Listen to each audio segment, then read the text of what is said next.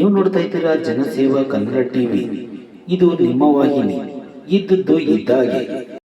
ಮಂಡ್ಯ ವಿಧಾನಸಭಾ ಕ್ಷೇತ್ರದ ಜನಪ್ರಿಯ ಶಾಸಕ ಪಿ ರವಿಕುಮಾರ್ ಗಣಿಗಾರ್ ಅವರ ನೇತೃತ್ವದಲ್ಲಿ ತಮಿಳು ಕಾಲೋನಿ ಸ್ಲಂ ನಿವಾಸಿಗಳು ಹಾಗೂ ಅಧಿಕಾರಿಗಳ ಸಭೆ. ನಗರದ ಪೂರ್ವ ಭಾಗದ ತಮಿಳು ಕಾಲೋನಿ ಕೊಳಗೇರಿ ಪ್ರದೇಶದ ನಿವಾಸಿಗಳನ್ನು ಗೌರವಾನ್ವಿತ ಕರ್ನಾಟಕ ರಾಜ್ಯ ಉಚ್ಚ ನ್ಯಾಯಾಲಯದ ರಿಟ್ ಅರ್ಜಿ ಸಂಖ್ಯೆ 14537/2010 ಮತ್ತು ನ್ಯಾಯಾಂಗ ನಿಂದನಾ ಅರ್ಜಿ ಸಂಖ್ಯೆ CCC 1343/2018 ರಲ್ಲಿ ನೀಡಲಾಗಿರುವ ಆದೇಶದಂತೆ ಕರ್ನಾಟಕ ಕೊಳಗೇರಿ ಅಭಿವೃದ್ಧಿ ಮಂಡಳಿ ವತಿಯಿಂದ ಮಂಡ್ಯ ನಗರದ ಚಿಕ್ಕಮಂಡ್ಯ ಸರ್ವೆ ನಂಬರ್ 507 ರಲ್ಲಿ ರಾಜೀವ್ ಆವಾಸ್ ಯೋಜನೆಯಡಿ ನಿರ್ಮಿಸಿರುವ 576 ಮನೆಗಳಿಗೆ ಸ್ಥಳಾಂತರಿಸುವ ಸಂಬಂಧ ಶಾಸಕರಾದ ಪಿ ರವಿಕುಮಾರ್ ಗಣಿಗಾರ್ ಅವರ ಅಧ್ಯಕ್ಷತೆಯಲ್ಲಿ ಜಿಲ್ಲಾಧಿಕಾರಿ ಡಾಕ್ಟರ್ ಕುಮಾರ್ ಅವರ ಉಪಸ್ಥಿತಿಯಲ್ಲಿ ತಮಿಳು ಕಾಲೋನಿ ಕೊಳಗೇರಿ ಪ್ರದೇಶದ ನಿವಾಸಿಗಳೊಂದಿಗೆ ಸಭೆ ಜರುಗಿತು. ಸಭೆಯಲ್ಲಿ ಅಪರ ಪೊಲೀಸ್ ವರಿಷ್ಠಾಧಿಕಾರಿ ತಿಮ್ಮಯ್ಯ, ನಗರಸಭೆ ಅಧ್ಯಕ್ಷರಾದ ಪ್ರಕಾಶ್ MV, ಮೂಡಾ ಅಧ್ಯಕ್ಷರಾದ ನಹೀಂ, ತಹಸೀಲ್ದಾರ್ ಶಿವಕುಮಾರ್ ಬಿರ್ದಾರ್, ಪೌರಾಯುಕ್ತರಾದ ಕೃಷ್ಣಮೂರ್ತಿ, ಬಿಜೆಪಿ ನಗರಾಧ್ಯಕ್ಷ ವಸಂತ್ ಕುಮಾರ್, ಸ್ಲಂ ಬೋರ್ಡ್ ಅಧಿಕಾರಿಗಳು ಹಾಜರಿದ್ದರು. ಅದು ಸರ್ವೆ ಮಾಡಲಿಕ್ಕೆ ಅವಕಾಶವನ್ನು ಕೊಡಬೇಕು ಅಂತ ನಾನು ಹೇಳಲಿಕ್ಕೆ ಇಚ್ಛೆ ಪಡ್ತೇನೆ. ನ್ಯಾಯಾಲಯದ ಆದೇಶ ಏನು ಸ್ಥಳಾಂತರ ಮಾಡಬೇಕು ಅಂತ ಇತ್ತು, ಅದು ಎಲ್ಲ ಬೆಳವಣಿಗೆ ಮಧ್ಯೆ ತಾವು ಹೋಗಿ ಈಗ ಮಾನ್ಯ ಉಚ್ಚ ನ್ಯಾಯಾಲಯಕ್ಕೆ ಹೋಗಿ ತೆರವುಗೊಳಿಸುವ ಸಂಬಂಧವಾಗಿ ತಾವು ತಡೆಯಾಜ್ಞೆಯನ್ನು ತಂದಿದ್ದೀರಾ. ಈಗ ಕೊನೆಗೆ ಅಲ್ಲಿಗೆ ಬಂದು ನಿಂತಿದೆ. ಸೊ ಮಾನ್ಯ ಉಚ್ಚ ನ್ಯಾಯಾಲಯದಲ್ಲಿ ಏನು ಆದೇಶ ಕೊಟ್ಟಿದ್ದಾರೆ ಅಂತ ಹೇಳಿದರೆ, ಮುಂದಿನ ಆದೇಶದವರೆಗೆ ಸ್ಥಳಾಂತರ ಮಾಡುವ ಪ್ರಕ್ರಿಯೆಯನ್ನು ತಾತ್ಕಾಲಿಕವಾಗಿ ಸ್ಥಗಿತ ಮಾಡಬೇಕು ಅನ್ನುವಂಥ ಆದೇಶವನ್ನು ನಮ್ಮ ಇಲಾಖೆಗೆ ಕೊಟ್ಟಿದ್ದಾರೆ. ಹಾಗಾಗಿ ಮಾನ್ಯ ಉಚ್ಚ ನ್ಯಾಯಾಲಯದಲ್ಲಿ ತಡೆಯಾಜ್ಞೆ ತೆರವುಗೊಳ್ಳದ ಹೊರತು ನಾವ್ಯಾರು ನಿಮ್ಮನ್ನು ಈಗ ಸ್ಥಳಾಂತರ ಮಾಡೋಕ್ಕೆ ಆಗಲ್ಲ. ನಾನು ಆಗಲೇ ಹೇಳಿದೆ, ಮಾನ್ಯ ನ್ಯಾಯಾಲಯಕ್ಕೆ ನೀವು ಗೌರವ ಕೊಡಬೇಕು, ನಾವು ಗೌರವ ಕೊಡಬೇಕು. ಅದು ಕಾನೂನು ಪ್ರಕ್ರಿಯೆ ಏನಾಗಬೇಕು ಅದಾಗುತ್ತೆ. ಅದರ ಮಧ್ಯೆ ಸರ್ವೆ ಮಾಡಲಿಕ್ಕೆ ಯಾವುದೂ ಕೂಡ ಅಡ್ಡಿ ಇಲ್ಲ. ಸರ್ವೆ ಮಾಡಿ ಪಟ್ಟಿ ತಯಾರು ಮಾಡಲಿಕ್ಕೆ ಯಾವುದೇ ಅಡ್ಡಿ ಇಲ್ಲ. ಮಾನ್ಯ ನ್ಯಾಯಾಲಯದಲ್ಲಿ ಆದೇಶ ಇರತಕ್ಕಂಥದ್ದು ಸ್ಥಳಾಂತರ ಮಾಡುವುದನ್ನು ತಾತ್ಕಾಲಿಕವಾಗಿ ತಡೆ ಹಿಡಿಬೇಕು ಅಂತ ಇದೆ. ನಾವು ಸ್ಥಳಾಂತರ ಮಾಡ್ತಾ ಇಲ್ಲ. ಆದರೆ ಸ್ಥಳಾಂತರ ಮಾಡುವ ಸಂಬಂಧವಾಗಿ ಪೂರ್ವಭಾವಿಯಾಗಿ ಕೆಲವು ನಿಯಮಗಳಲ್ಲಿ, ಕೆಲವು ಮಾರ್ಗಸೂಚಿಗಳ ಪ್ರಕಾರ ನಾವು ಕೆಲವು ಪ್ರಕ್ರಿಯೆಗಳನ್ನು ಮಾಡಬೇಕಾಗತ್ತೆ. ಮೊದಲು ಸರ್ವೆ ಮಾಡಬೇಕು, ಪಟ್ಟಿ ತಯಾರಿಸಬೇಕು, ಅದನ್ನು ಪ್ರಚುರಪಡಿಸಬೇಕು, ಆಕ್ಷೇಪಣವನ್ನು ಆಹ್ವಾನಿಸಬೇಕು, ಅದನ್ನು ಸಮಿತಿನಲ್ಲಿ ಅನುಮೋದನೆಗೆ ಇಡಬೇಕು. ಇವೆಲ್ಲ ಪ್ರಕ್ರಿಯೆ ಕೂಡ ತನ್ನದೇ ಆದಂಥ ಸಮಯಾವಕಾಶಗಳು ಇರುತ್ತೆ. ಆ ಸಮಯದ ಅರಿವು ತಮಗೂ ಇರಲಿ ಅಂತ ನಾನು ವಿನಂತಿಸ್ಕೊಳ್ತೇನೆ. ಹಾಗಾಗಿ ನ್ಯಾಯಾಲಯದ ಆದೇಶ ಏನಿದೆ ಅದ್ರ ಬಗ್ಗೆ ಏನು ಕಾನೂನು ಪ್ರಕಾರ ಪ್ರಕ್ರಿಯೆಗಳಾಗಬೇಕು ಅದಾಗಲಿ. ನೀವು ಪಾರ್ಟಿ ಇದ್ದೀರಾ, ಸ್ಲಮ್ ಡೆವಲಪ್ಮೆಂಟ್ ಬೋರ್ಡ್ ಅವರು ಕೂಡ ಅದರಲ್ಲಿ ಪಾರ್ಟಿ ಇದ್ದಾರೆ. ಅವರಿಗೆ ಡೈರೆಕ್ಷನ್ಸ್ ಇದೆ, ತಾತ್ಕಾಲಿಕವಾಗಿ ಸ್ಥಳಾಂತರ ಮಾಡೋದು ಬೇಡ ಅಂತೇಳಿ ಅವರು ಕೂಡ ಅಡ್ವೊಕೇಟ್ನ ನೇಮಿಸ್ಕೊಂಡಿದ್ದಾರೆ.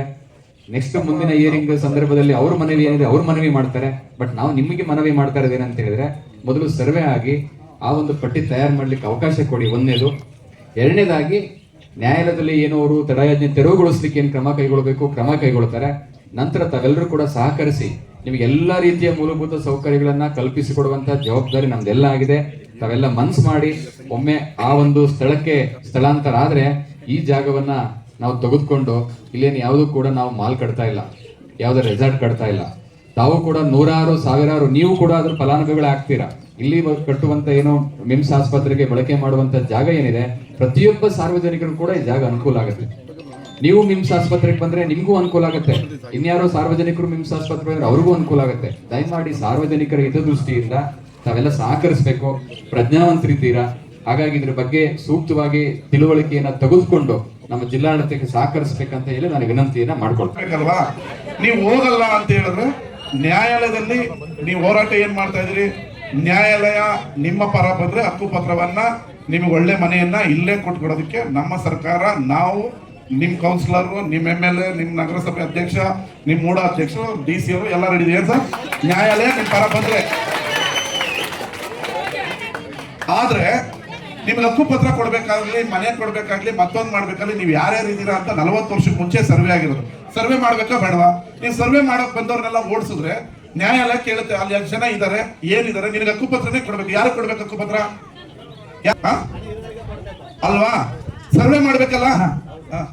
ನಮ್ಮ ನಾವೇ ಮನೇಲಿ ಇದ್ದೀರಾ ಅಂತ ಬರ್ಕೊಡೋದೇ ಕೃಷ್ಣ ಏನ್ ಖಾಲಿ ಮಾಡ್ಬಿಡೋದಲ್ವಾ? ಈಗ ಪಟ್ಟಿ ಖಾಲಿ ಮಾಡಿಸ್ಬೇಕಂದ್ರೆ ಪಟ್ಟಿ ಇಲ್ಲದೇ ಇದ್ರು ಖಾಲಿ ಮಾಡಿಸ್ತಾರೆ, ಪಟ್ಟಿ ಇದ್ರು ಖಾಲಿ ಮಾಡಿಸ್ತಾರೆ, ಹೌದಲ್ವಾ?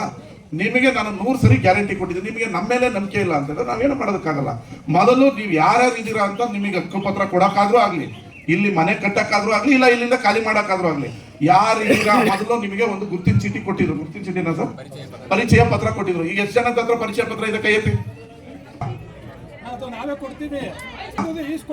ನೀನೇ ಕೊಡು. ಹೌದಪ್ಪ, ಒಂದು ಲೀಸ್ಟ್ ಹಾಕ್ಬೇಕಲ್ಲ. ಯಾರ್ಯಾರು ಇದಾರೆ ಅನ್ನೋದು ಒಂದು ಲೀಸ್ಟ್ ಹಾಕ್ಬೇಕಲ್ಲ. ಒಂದ್ ನಿಮಿಷ ನ್ಯಾಯಾಲಯವಾಗಿ ಮಾತಾಡೋಣ. ಈ ಮನೇಲಿ ನೀನಿದ್ಯಾ ನಿನಗೆ ಹಕ್ಕುಪತ್ರ ಕೊಡಕ್ಕಾದ್ರೂ ಆಗ್ಲಿ, ನೀನ್ ಖಾಲಿ ಮಾಡಕ್ಕಾದ್ರೂ ಆಗ್ಲಿ, ನಿನ್ನ ಮನೆ ಕಟ್ಟಕ್ಕಾದ್ರೂ ಆಗ್ಲಿ, ನೀವ್ ಯಾರಿದ್ದೀರಾ ಅನ್ನೋದು ಗೊತ್ತಾಗ್ಬೇಕಲ್ಲ, ಹೌದಲ್ವಾ?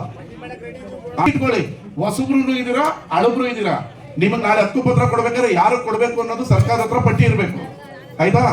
ಮನೆ ಕೊಡ್ಬೇಕಾದ್ರೂ ಯಾರಿಗೆ ಮನೆ ಕೊಡ್ಬೇಕು ಅನ್ನೋದು ಪಟ್ಟಿ ಇರ್ಬೇಕು. ನಿಮಗೆ ಇದು ಇಲ್ಲಿ ನಿಮ್ಗಿದೆ ಮನೆ ಅಂತ ಹೇಳೋದಕ್ಕೆ ಒಂದು ಪಟ್ಟಿ ಇರಬೇಕು. ಆ ಪಟ್ಟಿನೇ ಮಾಡಕ್ ಬಿಟ್ಟಿಲ್ಲ ಅಂದ್ರೆ ಸರ್ಕಾರ, ಸ್ಲಮ್ ಬೋರ್ಡ್ ಆಗ್ಲಿ, ನಾನಾಗ್ಲಿ, DCR ಆಗ್ಲಿ, ನೀವು ಪಟ್ಟಿ ಮಾಡಿದ ತಕ್ಷಣ ನೀವು ಬ್ಯಾಗ್ ಎತ್ಕೊಂಡು ಹೋಗಿ ಅಂತಲ್ಲ. ಇದನ್ನ ಅರ್ಥ ಮಾಡ್ಕೊಳ್ಳಿ. ಪಟ್ಟಿ ಮಾಡ್ಕೊಂಡು ಯಾವ ಮನೆಯಲ್ಲಿ 1ರಲ್ಲಿ ಯಾರಿದ್ದೀರಾ, 2ರಲ್ಲಿ ಯಾರಿದ್ದೀರಾ, 3ರಲ್ಲಿ ಯಾವ್ದಿರಾ, 4ರಲ್ಲಿ ಯಾವ್ದಿರಾ, 550 ಮನೆ ಇದೆಯಾ, 600 ಮನೆ ಇದೆಯಾ, 800 ಮನೆ ಇದೆಯಾ ಅನ್ನೋದೊಂದು ಪಟ್ಟಿ ಆಗ್ಲಿ. ಪಟ್ಟಿ ನಿಮ್ಮನ್ನು ಖಾಲಿ ಮಾಡ್ಸೋದಕ್ಕಲ್ಲ, ನೀವು ಓದಿರೋರೆ, ನೀವೇನು ಲೈಬ್ರರಿ ಖಾಲಿ ಮಾಡ್ಸಕ್ಕಿಲ್ರಿ? ಕೋರ್ಟ್ಗೆ ಅಲ್ಲಿ ಪಟ್ಟಿ ಇರ್ಬೇಕಾ ಬೇಡವೇನ್ರಿ? ಅದು ಹೇಳಿ ಅವ್ರಿಗೆ. ಪಟ್ಟಿ ನೀವೇ ಮನೆಗಳಿಗೆ ಹೋಗಿ ಸ್ಲಮ್ ಬೋರ್ಡ್ ಅಧಿಕಾರಿಗಳನ್ನ ಕಳಿಸ್ತೀನಿ, ನೀವೇ ಲೀಡರ್ಗಳೇ, ಪ್ರತಿ ಮನೆಗೆ ನೀವೇ ಕರ್ಕೊಂಡೋಗಿ ಪಟ್ಟಿ ಮಾಡ್ಲಿ, ಪಟ್ಟಿ ಇಟ್ಕೊಳ್ಳಿ. ಕೋರ್ಟ್ ಏನು ಆದೇಶ ಕೊಡುತ್ತೋ ಅದಕ್ಕೆ ನೀವು ತಲೆಬಾಗಿ, ನಾವು ತಲೆಬಾಗ್ತೀವಿ. ಈಗ ಕಟ್ಟಿರೋ 550 ಮನೆ ಏನ್ ಮಾಡೋದು ನೀವೇ. ಜಿಲ್ಲಾ ಸಾಹೇಬರು ಹೇಳಿದಂಗೆ ಈ ಕೇಸ್ನ ಹಾಕಿ ಹೈಕೋರ್ಟಲ್ಲಿ ವಾದ ಮಾಡಿರೋರು ನಾವೇ. ಯಾವುದು? ಕೇಸ್ ನಂಬರ್ 1473 14537 ಆರ್ಡರ್ ಕಾಪಿ ನಂತರವೇ ಇದೆ. ಏನು ಹೇಳೈತೆ ಅಂದರೆ, ಇದು ಸರ್ಕಾರಿ ಜಾಗ, ಎಲ್ರಿಗೂ ಗೊತ್ತಿರುವಂಥದ್ದೇ, ಇಡೀ ಮಂಡ್ಯದಲ್ಲೆಲ್ಲ ಇಡೀ ಕರ್ನಾಟಕಕ್ಕೆ ಗೊತ್ತಿರುವಂಥದ್ದು ಇದು ಸರ್ಕಾರಿ ಜಾಗ.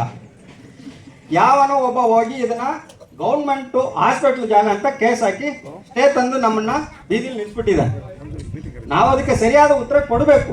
ನಮ್ಮ ತಾವು ಡಾಕ್ಯುಮೆಂಟ್ ಇದೆ, ಇದು ಆಸ್ಪತ್ರೆ ಜಾಗ ಇಲ್ಲ, ಇದು ಸರ್ಕಾರಿ ಜಾಗ. ಆಸ್ಪತ್ರೆಗೆ ಸೇರಿರುವಂಥ ಬರೀ 25 ಎಕರೆ ಜಮೀನು ಅನ್ನೋದು ಗೌರ್ಮೆಂಟಿಂದ ಸ್ಕೆಚ್ ಆಗಿದೆ. ಆಸ್ಪತ್ರೆ ಡೀನ್ ಅವರು ಒಂದು ಗೌರ್ಮೆಂಟ್ಗೆ ಒಂದು ಲೆಟರ್ ಬರೆದಿದ್ದಾರೆ. ಏನಂದರೆ, ಸ್ವಾಮಿ ನಮ್ಗೆ ಬೇಕಾಗಿರುವ 25 ಎಕರೆ ಜಮೀನನ್ನ ನಾವು ಬಂದೋಬಸ್ತ್ ಮಾಡ್ಕೊಂಡ್ಬಿಟ್ಟಿದ್ದೀವಿ, ಬಂದೋಬಸ್ತ್ ಮಾಡಿ ಕಾಂಪೌಂಡ್ ಹಾಕ್ಕೊಂಡು ನಾವು ಸೇಫ್ಟಿ ಆಗಿದ್ವಿ, ನಮಗೂ ಬೇರೆ ಯಾವ ಜಾಗನೂ ಇಲ್ಲ ಅಂತ ಯಾರು ಹೇಳಿರೋದು? 1943-42ರಲ್ಲಿ ಜಿಲ್ಲಾ ಆಸ್ಪತ್ರೆಯ ಡೈರೆಕ್ಟರ್ ಹೇಳಿದ್ದಾರೆ. ಇದು ನಮ್ಮ ಜಾಗ ಅಲ್ಲ, ಇದು ಸರ್ಕಾರಿ ಜಾಗ, ನಮಗೂ ಅದಕ್ಕೂ ಯಾವ ಸಂಬಂಧವೂ ಇಲ್ಲ. ನಮಗಿರೋದು ಬೇರೆ 25 ಎಕರೆ ಜಮೀನು, ಅದು ನಾವು ಬಂದೋಬಸ್ತ್ ಮಾಡಿಕೊಂಡು ನಾವು ಸೇಫ್ಟಿ ಆಗಿದ್ದೀವಿ. ಈ ದಿನ ನೀವು ಏನಕ್ಕೆ ಬಂದಿದ್ದೀರಿ ಅಂದರೆ, ಕೆರೆ ಒಳಗೆ ಮನೆ ಕಟ್ಟಿದ್ದೀವಿ, ನೀವು ನಮ್ಮ ಒಪಿನಿಯನ್ ಕೇಳಕ್ಕೆ ಬಂದಿದ್ದೀರಿ. ಈ ಥರ ನಾವು ಖಾಲಿ ಮಾಡಿಕೊಡ್ತಾ ಇದ್ದೀವಪ್ಪ, ನೀವು ಖಾಲಿ ಮಾಡಿಕೊಡಿ, ನಾವು ಅಲ್ಲಿ ಮನೆ ರೆಡಿ ಮಾಡಿದ್ದೀವಿ ಅಂತ ಬಂದಿದ್ದೀರಿ. ನಾವು ಸುಮಾರು 100 ವರ್ಷದಿಂದ ಇಲ್ಲೇ ಇದ್ದೀವಿ. ಯಾವುದೇ ಕಾರಣಕ್ಕೂ ಖಾಲಿ ಮಾಡೋಕ್ಕೆ ನಮ್ಮ ನಿವಾಸಿಗಳು ಒಪ್ಪೋದು ಇಲ್ಲ. ಎಲ್ರಿಗೂ ಒಳ್ಳೇದು ಮಾಡೋಕ್ಕೆ ನೀವು ಬಂದಿದ್ದೀರಿ. ಆ ಒಳ್ಳೇದನ್ನ ದಯವಿಟ್ಟು ಇಲ್ಲೇ ಮಾಡಿಕೊಡಿ. ನಮಗೆ ಸೈಟ್ ಬೇಡ, ಆಲ್ರೆಡಿ ಎಲ್ರಿಗೂ ಮನೆ ಇದೆ, ಹಕ್ಕುಪತ್ರ ಒಂದು ಕೊಡಿ ಸರ್, ಸಾಕು. ಎಲ್ಲ ಅದೇ ಜಾಗದಲ್ಲಿ ಅದೇ ಏನೇನೈತೆ ನಾವು ಈ ಜಾಗನೇ ಹೈಟೆಕ್ ಸಿಟಿಯಾಗಿ ಮಾಡ್ತೀವಿ. ನಮ್ಮ ಜಾಗನ ನಾವು ಸಿಟಿಯಾಗಿ ಮಾಡಿ ನಾವು ಚೆನ್ನಾಗಿ ತೋರಿಸ್ಕೊತೀವಿ. ನಾವು ಯಾರಿಗೂ ಕೆಟ್ಟದ್ದು ಮಾಡಿಲ್ಲ, ಮಾಡೋದು ಇಲ್ಲ. ದಯವಿಟ್ಟು ಸರ್ಕಾರದಿಂದ ನಮ್ಗೆ ಒಳ್ಳೇದಾಗಬೇಕು ಅಂದರೆ ಇದೇ ಜಾಗದಲ್ಲಿ ಮಾತ್ರ ಮಾಡ್ಕೊಡಿ ಸರ್, ಬೇರೆ ಎಲ್ಲೂ ನಾವು ಹೋಗೋಕ್ಕೆ ಸಿದ್ಧ ಇಲ್ಲ. ನಾವು ಹೋಗ್ಬೇಕಂದ್ರೆ ಇಲ್ಲಿ ಇರೋ 2000-3000 ಜನ ಸತ್ರೆ ಮಾತ್ರ ಹೋಗ್ಬೇಕು, ಇಲ್ಲಾಂದ್ರೆ ಯಾವುದೇ ಕಾರಣಕ್ಕೂ ನಾವು ಹೋಗಲ್ಲ. ದಯವಿಟ್ಟು ಇದನ್ನ MLA ಸಾಹೇಬರು ಮತ್ತೆ ಜಿಲ್ಲಾಧಿಕಾರಿಗಳು ದಯವಿಟ್ಟು ನಮ್ಗೆ ಇಲ್ಲೇ ಜಾಗ ಮಾಡಿಕೊಡಿ ಸರ್, ಬೇರೆ ಎಲ್ಲೂ ಯಾವುದೇ ಕಾರಣಕ್ಕೂ ಹೋಗಲ್ಲ ಸರ್. ನನಗೂ 37 ವರ್ಷ ಆಯಿತು, ಇಲ್ಲೇ ಇದ್ದೀನಿ. ನಾನು ಎಜುಕೇಷನ್ ಮಾಡಿದ್ದೀನಿ, ನಾನು ಹಾಸ್ಪಿಟ್ಲಲ್ಲಿ ಸೂಪರ್ವೈಸರ್ ಕೆಲಸ ಮಾಡ್ತಾ ಇದ್ದೀನಿ. ನಮ್ಮ ಏರಿಕೆ ಒಳ್ಳೇದು ಮಾಡಿಕೊಡಿ ದಯವಿಟ್ಟು. ಕೆಟ್ಟದಂತೂ ಮಾಡೋಕ್ಕೆ ನೀವು ಬಂದಿಲ್ಲ, ನಾವಂತೂ ಅಲ್ಲಿಗೆ ಹೋಗಲ್ಲ. ಇಲ್ಲೇ ಇರೋ ಥರ ಒಂದು ವ್ಯವಸ್ಥೆ ಮಾಡಿಕೊಡಿ ಸರ್. ನಾವು ಮಂಡ್ಯದವರು, ಮಂಡ್ಯದಲ್ಲಿ ಹುಟ್ಟಿ ಬೆಳೆದು ಎಲ್ಲನೂ ಮಂಡ್ಯಕ್ಕೋಸ್ಕರನೇ ಅರ್ಪಿಸ್ತಾ ಇದೀವಿ. ಇವತ್ತು ನಾವೆಲ್ಲೂ ಬೇರೆ ಕಡೆ ಹೋಗಿಲ್ಲ, ಹೋಗೋದು ಇಲ್ಲ. ಇವತ್ತು ನಮ್ಮನ್ನ ನೀವೇ ಖಾಲಿ ಮಾಡಿಬಿಟ್ರೆ ನಾವು ನಾಳೆ ತಮಿಳ್ನಾಡಿಗೆ ಹೋದ್ರೆ ನಮ್ಮನ್ನ ಸೇರಿಸ್ಕೊತಾರ? ನಮ್ಮ ಮಂಡ್ಯದಲ್ಲಿ ಇಷ್ಟು ವರ್ಷ ಇತ್ತು, ನಾವು ಅಲ್ಲಿಗೆ ಹೋಗೋಕ್ಕಾಗ್ತದ? ಯಾವುದೇ ಕಾರಣಕ್ಕೂ ಹೋಗೋಕ್ಕಾಗಲ್ಲ ಸರ್. ನಾನು ಇದುವರೆಗೂ ಎಲ್ಲೂ ತಮಿಳಿಯನ್ಸ್ ಅಂತ ನಾನು ಹೇಳೋದು ಇಲ್ಲ. ನಾನು ಹುಟ್ಟಿದ್ದಿಲ್ಲೇ, ಬೆಳೆದಿದ್ದಿಲ್ಲೇ, ಕಾವೇರಿ ನೀರು ಕುಡ್ದಿದ್ದೀನಿ, ಕಬ್ಬು ಕುಡ್ದಿದ್ದೀನಿ, ಕಪ್ ತಿಂದು ಬೆಳೆದಿದ್ದೀನಿ. ಫ್ಯಾಕ್ಟ್ರಿ ಶುಗರ್ ಫ್ಯಾಕ್ಟ್ರಿಗೆ ಸಕ್ಕರೆ ಬರಕ್ಕೆ ಹೋಗಿದ್ದೀವಿ, ಎಲ್ಲ ಮಾಡಿದ್ದೀವಿ ಸರ್. ದಯವಿಟ್ಟು ಎಲ್ರಿಗೂ ಒಂದು ಮನವಿ, ಇಲ್ಲೇ ಮಾಡಿಕೊಡಿ ಸರ್. ನಮ್ಮ ಜನ ಇಲ್ಲೇ ಇರಬೇಕು, ಇಲ್ಲೇ ಬದುಕಬೇಕು, ಇಲ್ಲೇ ಸಾಯ್ಬೇಕು ಸರ್. ಇವತ್ತು ನನ್ನ ಮಗಳು ಹುಟ್ಟವಳೆ 2 ವರ್ಷ ಆಗುತ್ತೆ, ನನ್ನ ಮಗಳಿಗೆ 100 ವರ್ಷ ಆದರೂ ಸರಿ ಇಲ್ಲೇ ಇರಬೇಕು ಸರ್. ಈ ಥರ ಖಾಲಿ ಮಾಡಬೇಕು ಅಂದಿದ್ರೆ ನಮ್ಮಪ್ಪ ಯಾವಾಗಲೇ ಮಾಡ್ಬೋದಾಯ್ತು. ನಮ್ಮಪ್ಪ ಮಾಜಿ ಕೌನ್ಸಿಲರೇ, ನಮ್ಮಪ್ಪ ಸಾಯಕ್ಕೆ ಮುಂಚೆನೇ ಹೇಳಿದ್ರು, ಸಾಯವಾಗಲೇ ಹೇಳಿದ್ರು, ಈ ಏರಿಯಾ ಬಿಟ್ಟು ಕೊಡಬೇಡಿ, ಈ ಏರಿಯಾ ಬಿಟ್ಟು ಹೋಗ್ಬೇಡಿ, ಇಲ್ಲಿ ಬಿಟ್ರೆ ನಾವು ಬೇರೆ ಕಡೆ ಹೋದ್ರೆ ಬದುಕಕ್ಕಾಗಲ್ಲ ಸರ್. ದಯವಿಟ್ಟು ಅರ್ಥ ಮಾಡ್ಕೊಳ್ಳಿ. ನಾವು ಕೆರೆ ಒಳಗೆ ಹೋದ್ರೆ ನಿಮ್ಮದಿಯಾಗಿರಕ್ಕಾಗಲ್ಲ, ಡೈಲಿ ಒಂದೊಂದು ಸಾವಾಗುತ್ತೆ, ಬದುಕಕ್ಕಾಗಲ್ಲ, ಹಿಂಸೆ ತುಂಬಾ ಕಷ್ಟ. Thank you. ಎಲ್ಲ ಗಣ್ಯರಿಗೂ ನನ್ನ ನಮಸ್ತೆ ಸರ್. DC ಸಾಹೇಬ್ರು ಹೇಳಿದ್ರು ಒಂದು ಮಾತು, ನನ್ಗೆ ಅದೇ ಓಡ್ತೈತೆ. ಅಂದ್ರೆ ನಾನು ಅಷ್ಟು ಮಟ್ಟಕ್ಕೆ ಬೆಳೆದಿಲ್ಲ ತೆರಿಗೆ ಕೇಳೋ ರೀತಿಗೆ. ಅಂದ್ರೆ ಹೇಳಿದ್ರು ರಿಮಾನ್ಸ್ ಕಟ್ಟೋದ್ರಿಂದ ಎಲ್ರಿಗೂ ಒಳ್ಳೇದಾಗುತ್ತೆ ಅಂತ ಸರ್ ಹೇಳಿದ್ರು. ಅಂದ್ರೆ ಅವ್ರ ಪರವಾಗಿ ನಾವು ಮಾತಾಡ್ಬೋದು ಸರ್, ಯಾಕಂದ್ರೆ ನಾವು ಇಲ್ಲಿಂದ ವಿಮೆನ್ಸ್ಗೆ ಹೋಗ್ಬೇಕಾದ್ರೆ ಬೆಂಗಳೂರು ತನಕ ಹೋಗ್ತೀವಿ, ಇಲ್ಲ ಅಂತ ಹೇಳಿಲ್ಲ. ಬಟ್ ಅದನ್ನೇ ಅಲ್ಲಿಗೆ ಹೋಗಿ ನೀವು ನೋಡೋ ಮನ್ಸನ್ನ ನಾವು ಬಡವರಲ್ಲ ಸರ್, ನಮ್ಮ ಕಡೆನೂ ಸ್ವಲ್ಪ ತಿರುಗಿ ನೋಡ್ಬೇಕಲ್ಲ ನೀವು ಕೂಡ. ಅಂದ್ರೆ ನೀವು ಹೇಳಿದ್ದು ತಪ್ಪಂತ ನಾವ್ ಹೇಳಿಲ್ಲ, ನಿಮ್ ಕರ್ತವ್ಯ, ನೀವು ಮಾತಾಡಿದೀರಾ.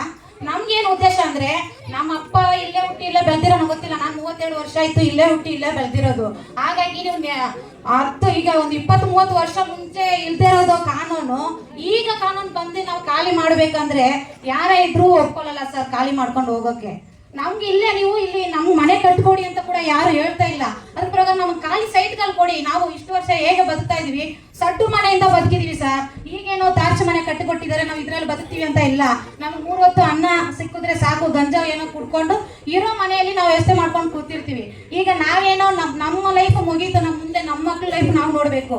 ನಾವು ಇದೇ ರೀತಿ ಹೋಯ್ತಾ ಇದೀವಿ ಅಂತ ನಾಳೆ ನಮ್ಮ ಮಕ್ಳನ್ನ ಇದೇ ರೀತಿ ಬೆಳ್ಸಕ್ಕೆ ನಮ್ಗೆ ಸಾಧ್ಯ ಇಲ್ಲ. ನಮ್ಗೆ ಇಷ್ಟ ನಮ್ಗೆ ಜಾಗ ಕೊಟ್ರೆ ಅದ್ರಲ್ಲಿ ನಾವ್ ಏನೋ ಮಾಡ್ಕೊಂಡು ಬದುಕ್ತೀವಿ.